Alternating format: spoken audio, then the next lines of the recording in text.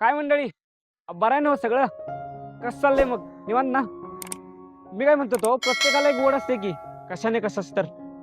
तुम्ही समजा बरं काय, तुम्ही काहीतरी वेगळंच समजशील हा. अहो मी म्हणतोय गावाकडची ओढ.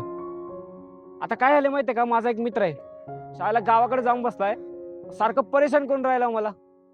मी गावाकडे जाऊन हे केलं, गावाकडे जाऊन ते केलं. आयला मी एक दिवशी म्हणलं त्याला, एवढं मला सांगण्यापेक्षा तू प्रेक्षकांना सांग बाबा, तुझी कविता एक कर. आणि त्या आधारावरतीच गावाकडे काय काय असतंय, कशी कशी मज्जा असत्या, यावरती त्यानं कविता केल्या बरं का. कवितेचं नाव आहे गावाकडची ओढ. कवी आपला अर्जुन कुंभार. बघा बरं का, आता गावाकडे जाऊन बसलाय आणि काय म्हणतोय बघा. चल रे गड्या गावाकडे जाऊ, आंबे पेरू तोडून खाऊ. चल रे गड्या गावाकडे जाऊ, आंबे पेरू तोडून खाऊ. आंब्या पेरूची चवच असते न्यारी, आंब्या पेरूची चवच असते न्यारी. अहो फळांच्या राजाची मिजाज भारी. चिक्कू आणि आवळे आवडीने खाऊ. बघा बरं का, आता यामध्ये चिक्कू आणि आवळा पण ऍड झालाय. चिक्कू आणि आवळे आवडीने खाऊ, निसर्गाच्या खुशीत राहू. चल रे गड्या गावाकडे जाऊ. मागोमाग मग पावसाळा येतो, उन्हाळ्याचा निरोप तो घेतो. मागोमाग मग पावसाळा येतो, उन्हाळ्याचा निरोप तो घेतो. चिखलात खेळण्याचा आनंदच नवा. अहो चैनच पडत नाही हो. अरे चिखलात खेळणं की विषय हार्ड.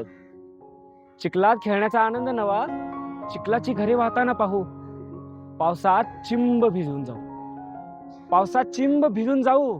अरे चल रे गड्या गावाकडे जाऊ. धुक्याची झालर नेसून येतो हिवाळा, शेकोटीचा अनुभव घेऊन निराळा.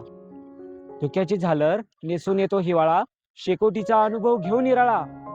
थंडीच्या त्या मायेच्या खुशीत स्वप्न नवे डोळ्यातलं कागते. बघा बरं काय, आता तुम्हाला कुठले कुठले स्वप्न वगैरे पडत असतील थंडीमध्ये ते आम्हाला सांगा. थंडीच्या त्या मायेच्या खुशीत स्वप्न नवे डोळ्यातलं कागते. पहाटेचा तो गारवा अनुभवू, पहाटेचा तो गारवा अनुभवू. अरे चल रे गड्या गावाकडे जाऊ. पारंब्यांना धरून झोके घेऊ, नदीच्या पात्रात डुबकी मारू.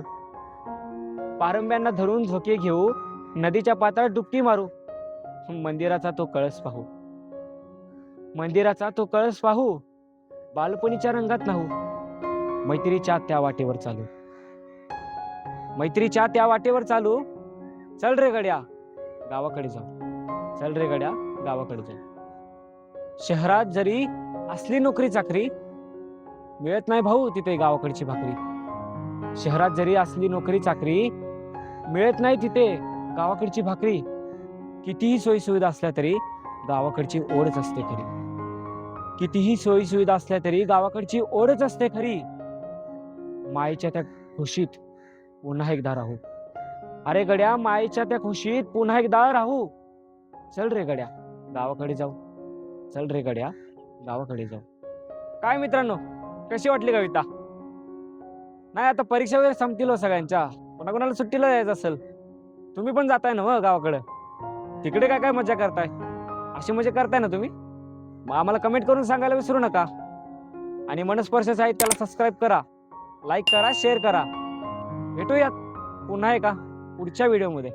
तोपर्यंत धन्यवाद.